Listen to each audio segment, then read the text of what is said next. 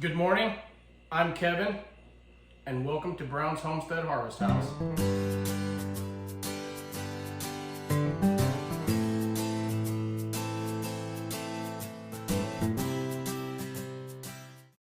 Hey, this is part 1 alpha, just to let you know, man, a little wet.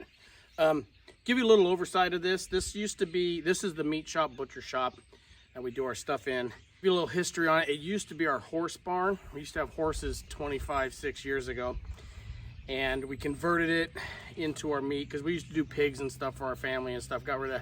Quit doing pigs because without our pigs, we had a good arrangement with the school district and stuff, but our food supply kind of ran out and all that. But we were all legit. We were the only people in the state that were actually licensed to feed garbage, which what we did was, I'm getting off the path here, but the kids' lunches, they'd scrape the food off, we'd collect it up and bring it back. I'd boil it up for 15 minutes at 212, and then we'd feed it to the pigs. So all that wasted school food will go to our pigs, but we quit doing pigs. We have chickens and such, and we do the wild game. But it used to be the horse barn because we used to have a horse, quarter horse, and we converted it over to the meat shop. I had to add on, do some things to it, just for our hobby. It's the hobby. Sorry, the sun's right there, but so it used to be the horse barn, converted over to the meat shop. You'll be seeing more of it and how things operate around here with that and how it goes throughout the seasons. And I thought I'd give you an oversight of that. And one other thing, the homestead itself, we've been here for 30 years, and we got the land from one of Shelly's family's close friends that owns the valley, and like 3,000 acres at the time. He sold us some property up here that overlooks the river. But anyways, this used to be an alfalfa field, and we've developed it over with the good Lord's help for 30 years with the house, the shops, the trees, everything, and built it up out of an alfalfa field. So as y'all know, it's a constant work, battles and fights, but in the end, you just keep progressing, things improve, and you start building what you like, and eventually it's 30 years later, yeah, and there you are. So anyways, stay tuned. We'll talk to you in a bit. We'll be quartering off. This is the front right shoulder of an elk. I'm just gonna take the meat off. We just want to do burger out of this, so we'll break down the little subprimals and get the muscles all separated, get it cleaned up, get it into the tub with the other one, and we'll be grinding burger this weekend out of the 2 front shoulders and the 2 back hind legs. And so he wanted all of that in burger, which is good because it's an elk. So you just watch me for a couple minutes or whatever, and we'll break down some sections and compile all the videos into one probably 10-minute little clip or something, and go from there.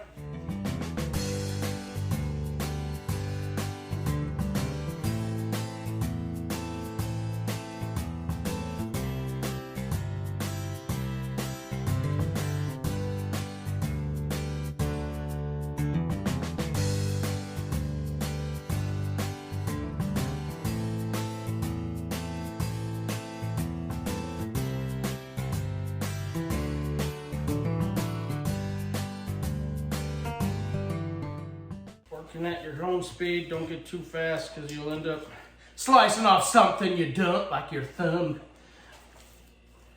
And those flipping hurt, man, trust me. Anybody who's cut meat, they know it hurts. And later on, as we go through this journey together on YouTube, I'm gonna switch knives. We'll show you some other stuff. It's kind of cool. But we'll do deer, and we only process wild game. I don't do domestic except for ours, for family and friends. For domestic, I don't do it. I can't. This is a hobby, and I just want to do wild game. But we make the sausages, jerkies, pepperoni. Also, some people like using their elk meat for sausages. Me, we do elk, or get an elk, it's pretty much burger, steaks, you know, and roasts and stuff, but it's pretty much just burger, because to me, the best steak on the planet, to me, is a bone-in ribeye beef steak. Bone-in ribeye. Oh, best. If it's questionable in my book, if Shelly, and Shelly's my measure of level here, if Shelly won't touch it or eat it, then I'm not putting it in yours either, because the last thing you need from a family member or friend or neighbor or someone that comes over for dinner and you're having wild game is they bite into a nasty piece of meat, and that ruins them for their whole life. And that's some of the problem. So anything questionable on an animal doesn't go in anything. It goes out to discard or grind for the dogs for their meat, because yeah, you don't want to spoil it for some person that's trying it for the first time, or you know. So blade out, front bones, break it down to about that size, set it off to the side. Okay, part two, we're just gonna start cleaning up this meat to get it into the lug so we can start burger here in a day or so. I still have to do the hindquarters. They're still aging. I aged the elk,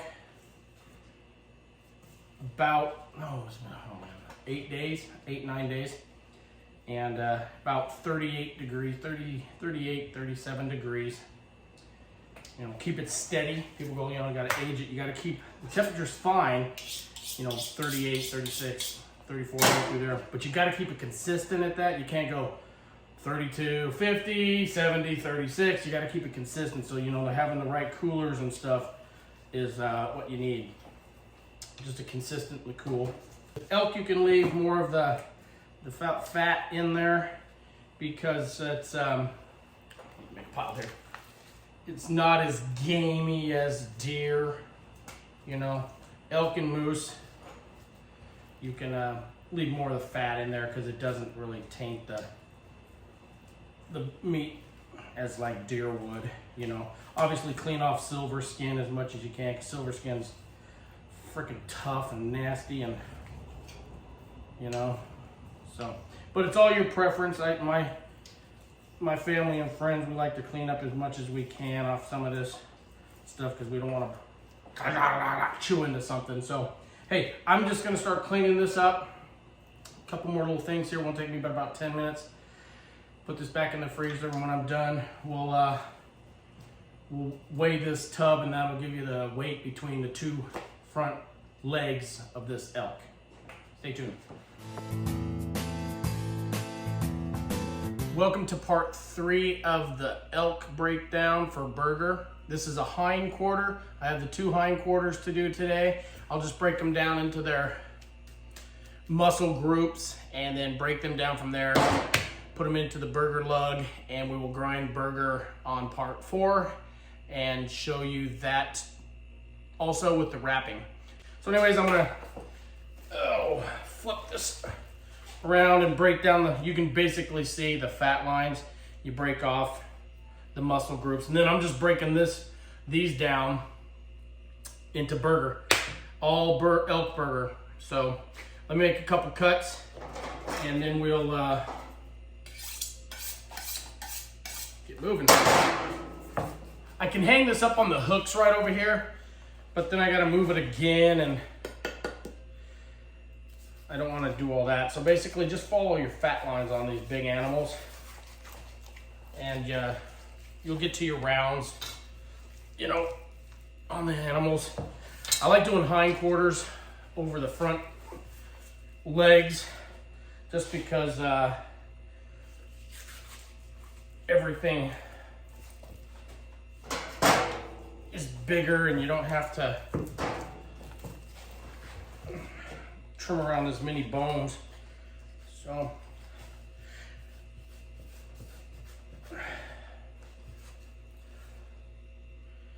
just breaking them down. This one's still a little frozen. These These have been aged.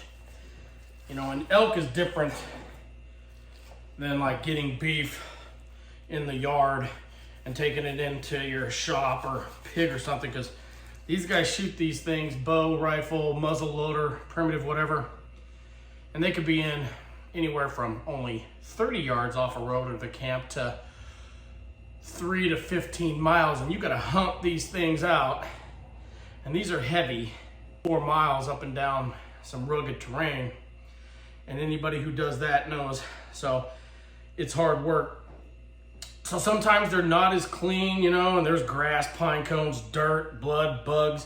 So we'll clean it all off. It'll look really good. But anyone who's, you know, sticks, you know, and I don't wash them off when they come, because then you get all that water and all that crap. So we just age them in the cooler or in the freezer or something. And then when I'm going along, it's a lot more solidified. You may not agree with this, whatever, but it's a lot easier to take off, and that meat is aged. So I'm just gonna break this down real quick and get it off the femur here.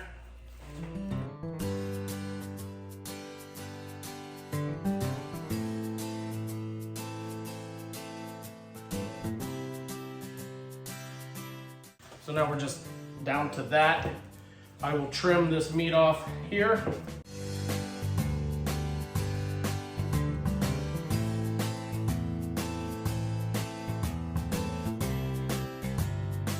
See, it's like leather on the outside, but then you get all this ligaments and silver skin that runs through there. So you just clean the meat off, clean some of that off, go to burger. So basically that, I will clean this meat off these bones, get it down pretty good for the burger. I finished the first hindquarter. I'm starting on the second hindquarter at this time.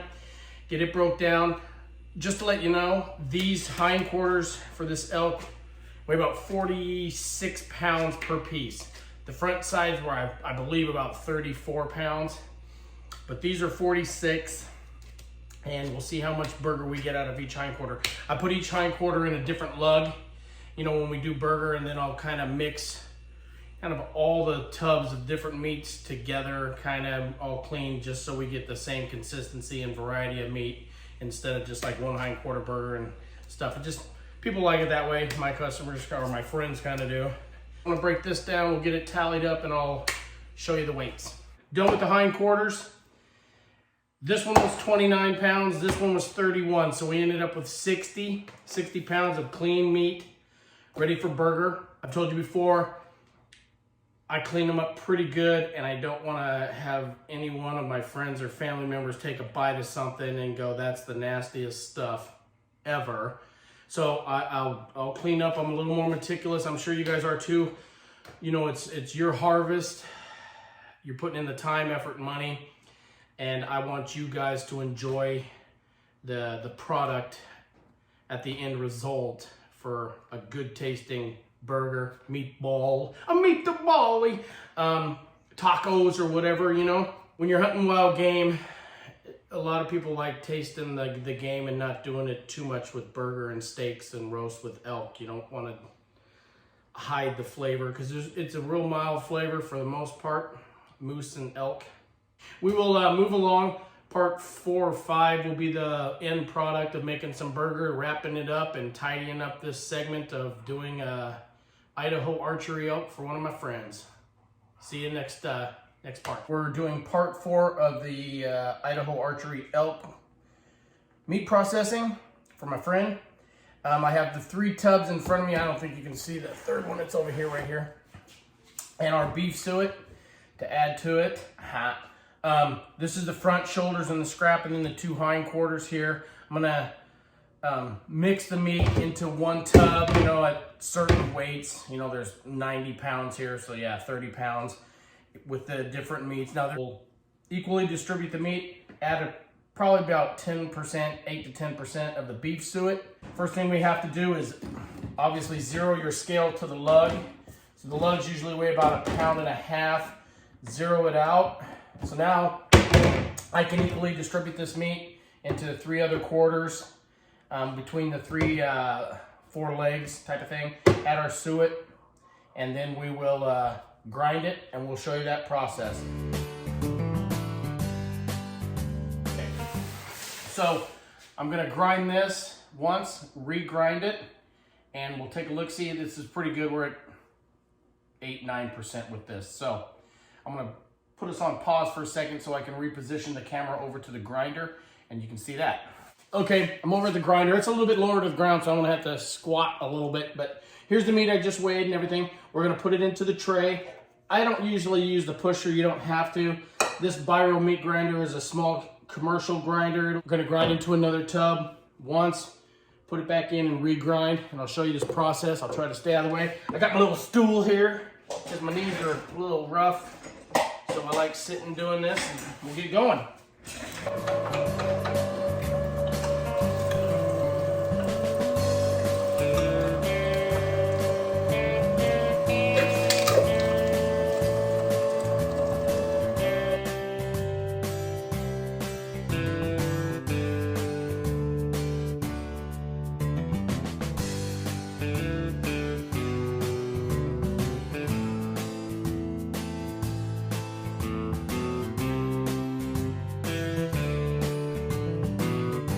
And if you can see that, see it's the meat and the suet's still a little bit individually ground, you know, you can see that. So after the regrind, you'll see the difference and noticeable difference, but it mixes it a lot better and yeah, more enjoyable to the palate.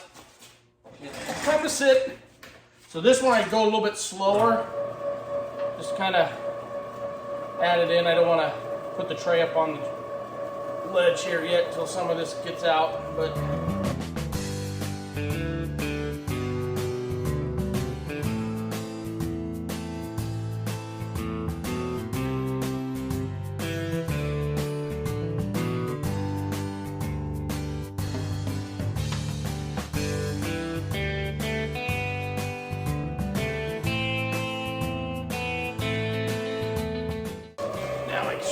this route. There we go.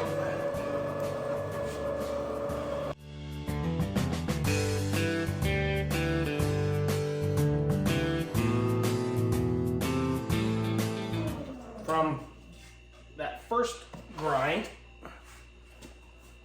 to that grind. Now see how it's more speckled in there, evenly distributed through the meat. I'm gonna move on to the next tub. I won't show you that. I got 2 more tubs to do, maybe 3. But once we start wrapping, we'll get to the wrapping process and show you that. Okay, we're gonna start the wrapping process now with the 3 tubs of ground burger, elk burger. This one weighed out at 33 pounds. And we're gonna wrap them in about 1.5 pound brick. So we're gonna do a couple wraps and label them and all that stuff so you see the final product when we're done, and then that'll conclude the elk processing video. Capiche? All right, so here we go. So Shelly will take the tub, pull them up, slide them over to me, and then, you know, there's the butcher wrap and there's deli wrap. We do the deli wrap, it looks a little cleaner, a little cooler looking, and it's easier to label, but either way is fine. And we double wrap. So Shell will do the weight. So we'll deli wrap them.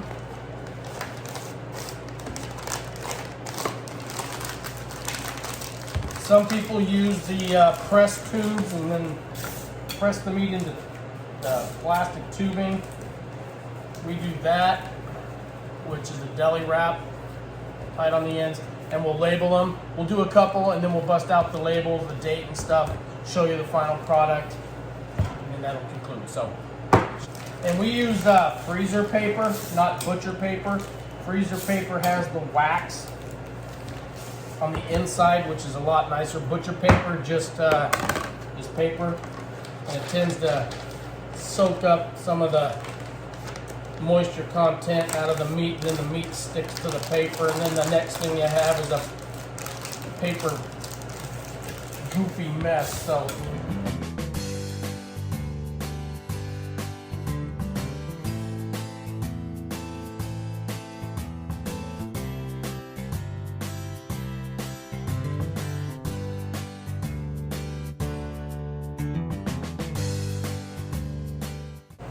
Gotta rip some paper here.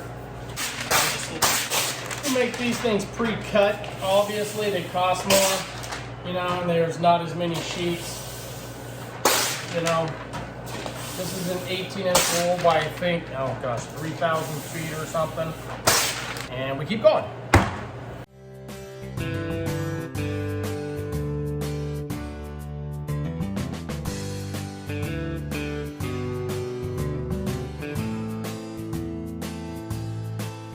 We're gonna date this, and then we're gonna put a not for sale on this stamp, and then obviously elk burger. We not for sale in the red. I'll show you a bam, and the elk burger. So I'll do all red it, and then all black on the ink. Shelly setting the stamp.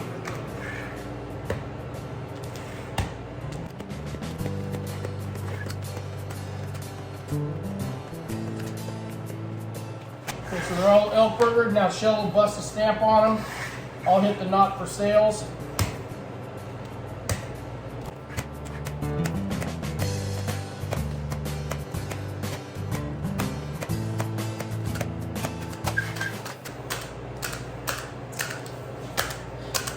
And there's the final product wrapped in a brick. We noticed though with the bricks though, when you put them in your freezer, they stack obviously pretty nice because, well, they're bricks. So they look really nice when they're in the top shelf of your freezer. All you have is your elk burger, deer burger, moose burger, all that stuff. Really nicely stacked. Let's get these in the freezer. We will get back with you and show you tell you the final weights of this elk burger process, and that'll conclude the video. So thank you. Just wanted to show you, we'll put them in the Charleston, the deep freeze, right there. So we'll put all the burger, 1, 2, then it has a bottom door, 3, 4, and that thing gets really cold and really fast. Okay, we're finishing up this elk processing segment. We ended up with 58 bricks of elk burger, 93 pounds of the burger, 58 bricks, 4 backstrap roasts, and 1 loin.